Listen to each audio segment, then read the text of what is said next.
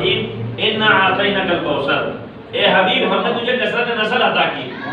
فصل لربک وانحر، تو اپنے رب کی جو ہے تسبیح کیا کر اور تو قربانی دیا کر، ان شانئک هو الابتر، تیرا دشمن ابتر رہے۔ یہ عملی تفسیر ہے، آج کائنات کے چپے چپے میں چلے جائیں آپ کو کوئی نہ کوئی نسل سعادت ضرور ملے، یعنی نسل ابتر۔ اچھا ایک ایلیگیشن رسول کی ذات پہ یہ لگاتے ہیں کہ یہ رسول کی 4 بیٹیاں تھیں اور جس میں سے ایک بیٹی جو ہے فلاں فلاں صاحب کو جو دے دی گئی۔ اب ذرا تصور کیجئے رسول کے حیات طیبہ میں آپ دیکھیے کہ جناب خدیجہ سے عقد ہوا 25 سال کی عمر میں، اعلان کیا 40 سال کی عمر میں آپ نے اعلان نبوت کیا۔ جناب خدیجہ کی عمر مبارک جو ہے پیغمبر سے 15 سال بڑی ہے، مثال دے رہا ہوں۔ اور جو لوگ جو ہے یہ روایتیں ثابت کرتے ہیں کہ یہ اتنے سن کے اندر جو ہے فلاں صاحب سے رسول کی فلاں بیٹی کا عقد ہو گیا، کہتے ہیں کہ جب پیغمبر کا عقد ہوا نا، یکی بات دیگر ہے پیغمبر کی مختلف اولادیں ہوئی مگر وہ حیات نہیں رہی۔ اس کے بعد جو ہے ایک بیٹی ہوئی جس کا نام ہے فاطمہ زہرا۔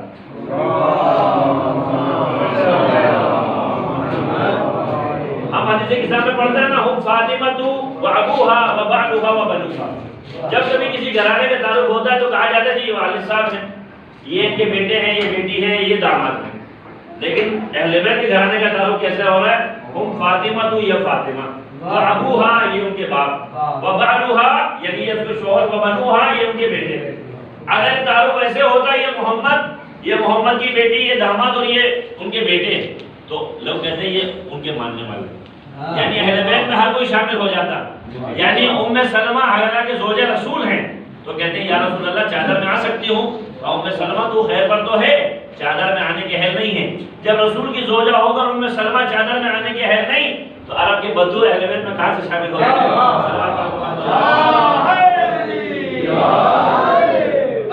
خدا خاتم الانبیاء بلند الصلوات، یعنی ان کی کوشش تو یہ خطۂ اجتہادی بھی پردے میں چھپا دے، لیکن ظاہر سی بات ہے اللہ جیسے مثلا ابھی ہم لوگ کہتے ہیں صلی اللہ علیہ وآلہ وسلم، تو بعض صاحبان کو آپ نے سنا ہوگا صلی اللہ تعالی علیہ وسلم، آج سے دشمنی جو تالا لگا دیا، تو کہنے کا مطلب یہ دشمنی یہیں سے واضح ہو رہی ہے۔ صلوات محمد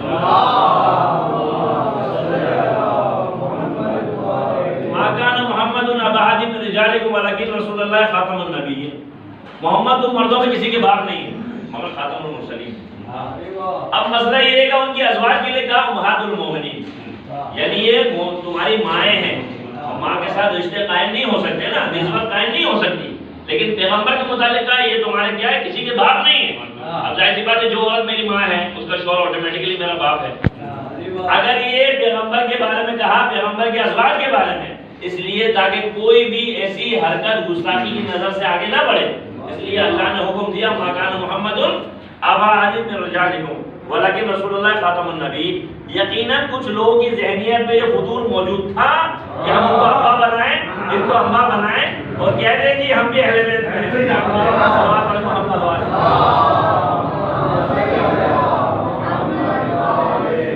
اچھا بڑی کوشش کی کہ یہاں پر دیکھیے نا کہ جب کبھی بہت سے لوگوں کے ذہنوں میں ہے، کہتے ہیں جتنی بھی غزوات میں علی کو بھیجتے تھے نا، بعض لوگوں کی جسم سے کہتے ہیں جان نکل کے جاتی تھی،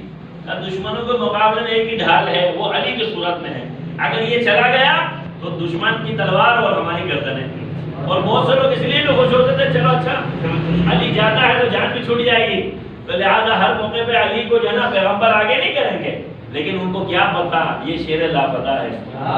جس کی ماں نے اس کا نام حیدر رکھا ہے، اور جب یہ میدان میں جاتا ہے تو دشمن سے تعارف کیسے کراتا ہے؟ وہ کہتا ہے کہ میں وہ مرحب ہوں جو لاکھوں کے لشکر سے اکیلا لڑتا ہوں، لیکن علی تعارف کیسے کرا رہے ہیں؟ کہا میں وہ ہوں، میری ماں نے میرا نام حیدر رکھا۔ تو کہتے ہیں کہ بڑے بڑے سرماؤں نے کہا تھا سب سے لڑنا مگر حیدر سے نہیں لڑنا، تو کہتے ہیں 3 قسم کی شرائط مولا علی نے مذہب کے سامنے رکھی۔ کہا پہلی شرط یہ ہے کہ تو مجھے قتل کر اور اپنی جان بچا لے،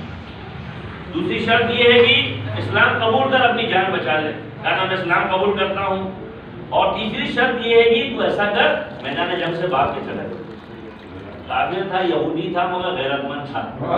کہنے لگا اگر میں میدان سے بھاگ گیا نا عرب کی عورتیں مجھ پہ ہنسیں گی۔ یعنی آپ اندازہ کریں اگرچہ یہودی تھا، اور کہتے ہیں کہ جس وقت مذہب کو 3 سے 4 بار اس نے مولا پہ کیے ہیں، ایک بار مولا نے اس پہ دیا، 2-3 بار اس کے بچائے، ایک بار مولا نے دیا، کہتے ہیں قسیم النار والجنہ کا خطاب مل گیا، یعنی جنت و جہنم کو تقسیم کرنے والا۔ اگر کہتے ہیں مرحب کے 2 ٹکڑوں کو کسی میدان میں رکھا جاتا نا، ان میں پل برابر بھی ہوئے کوئی کمی واقع نہیں ہوتی، تو لہٰذا کہتے ہیں کہ مرحب کی بہن جب آئی تھی تو وہ کہہ رہی تھی کہ میں اپنے بھائی پہ رونے آئی ہوں، لیکن خدا کی قسم اس کے قاتل میں قصیدہ پڑھوں گی، کیونکہ عرب میں دستور تھا جب اپنے دشمن کو قتل کرتے تھے اس کے جو زیورات ہیں، جو اس میں کچھ پہنا ہوا ہے، یہاں تک کہ اس کے لباس تک جو ہے تن سے اتار کے لے جاتے تھے، لیکن علی نے چونکہ ایسا نہیں کرنا تھا نا، علی وہ ہستی ہے جو عالم انسانیت کو جیسے پیغمبر نے جینے کا سلیقہ سکھایا ہے، تو علی نے آداب زندگی بتائی،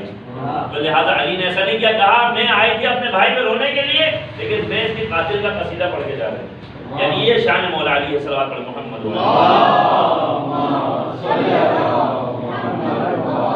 یعنی جو رسول کی سیرت ہے، امام حسن مجتبیٰ بھی انہی کے ہی نواسے ہیں۔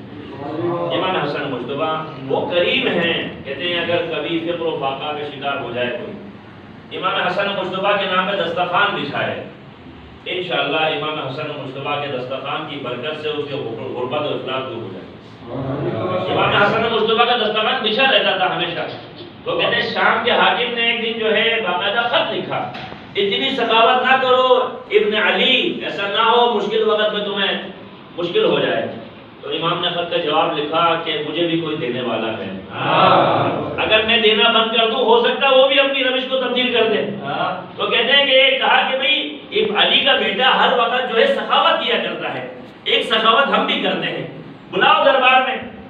دربار میں بلایا تو کہتے ہیں کسی دربار میں سنا نا کہ مولا حسن آنے والے ہیں، تو کہتے ہیں اس نے سورہ قدر پڑھ کے امام حسن مجتبیٰ کے لیے جوتے بنانا شروع کیا،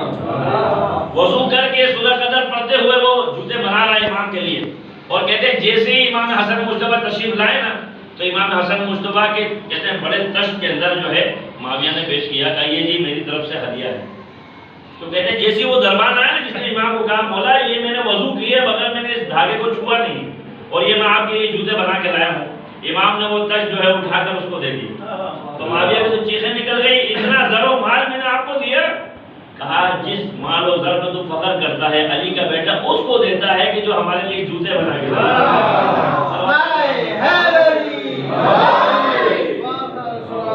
لہٰذا امام حسن مجتبیٰ علیہ السلام سخاوت بڑی مشہور ہے، اور کہتے ہیں کہ صلح ہوئی، کیونکہ ظاہر سی بات ہے معاویہ کا یہ